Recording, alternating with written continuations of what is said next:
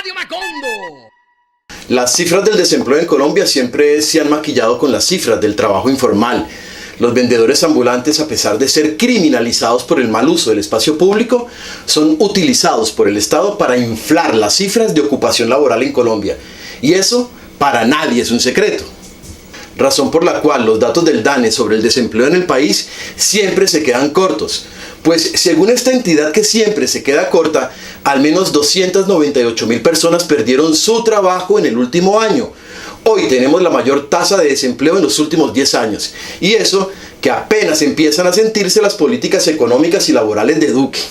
Y si tenemos en cuenta el retoque del DANE a las cifras, usando a los trabajadores informales para que no luzca tan mal la gestión del Estado, pues de seguro la situación es mucho más grave. Pero paradójicamente el gobierno habla de un buen crecimiento económico para la macroeconomía del país, lo que confirma lo de siempre. Mientras los ricos se reparten la riqueza, nosotros nos repartimos la miseria, y lo hacemos gracias a la vieja tesis que dice que al bajarle impuestos a los ricos, estos generan más empleos, por lo que le va mejor a los pobres.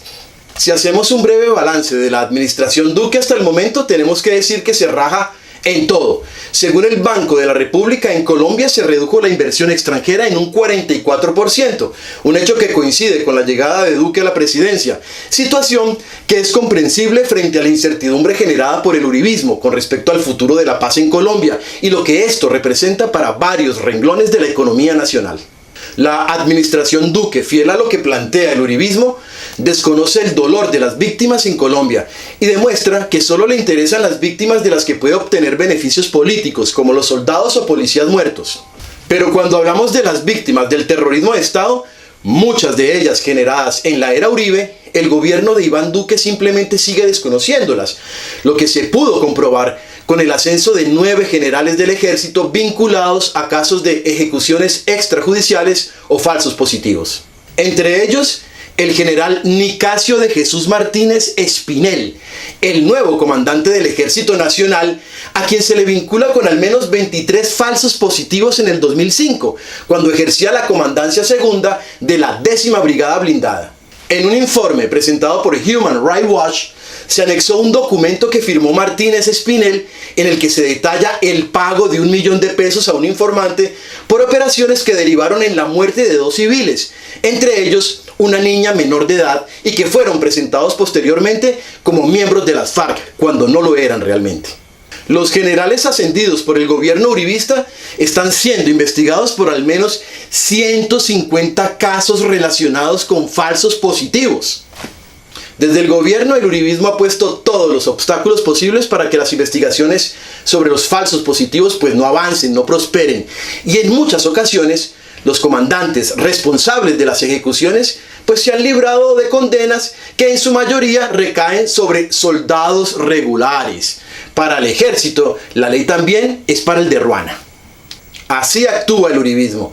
Niega curules para las víctimas del conflicto en el Congreso, alegando que esas víctimas pues no son víctimas, pero asciende a militares vinculados con ejecuciones extrajudiciales en contra de la población civil. No es de extrañar, ya estamos acostumbrados a la infamia del uribismo, que como bancada niega un día de su salario para la reconstrucción de Mocoa, pero se rasga las vestiduras por las ayudas humanitarias que no pueden ingresar a Venezuela, mientras posan de demócratas en la frontera. Es el doble rasero de los que hoy manejan el destino del país.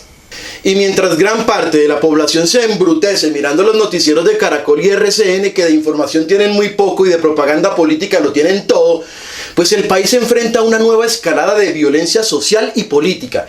Así lo deja ver la masacre del movimiento popular, con un líder social asesinado día de por medio, y la actual situación que padecen las comunidades de la Colombia rural. Por ejemplo, el pasado 28 de febrero, las comunidades establecidas en Tumaco, en el litoral pacífico colombiano, advirtieron que en la zona rural del municipio grupos armados se enfrentaron por el control territorial, lo que terminó generando el desplazamiento de la población civil.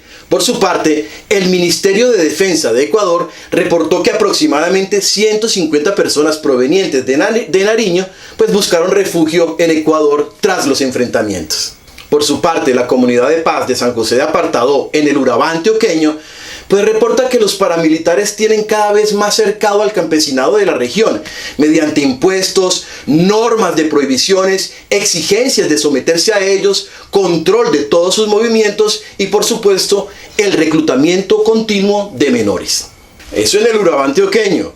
Por otro lado, 12 organizaciones indígenas, campesinas y sociales de los departamentos del Huila, Cauca, Valle del Cauca y Caldas le enviaron una carta al presidente Duque invitándolo a la próxima minga que organizarán en Caldono, Cauca, el próximo 12 de marzo.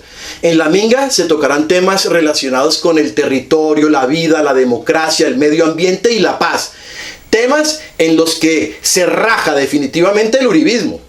Finalmente, ¿cómo irnos sin hablar de uno de los símbolos del abandono estatal?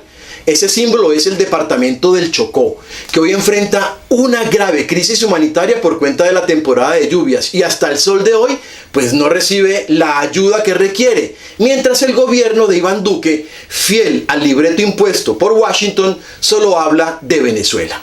Radio Macondo.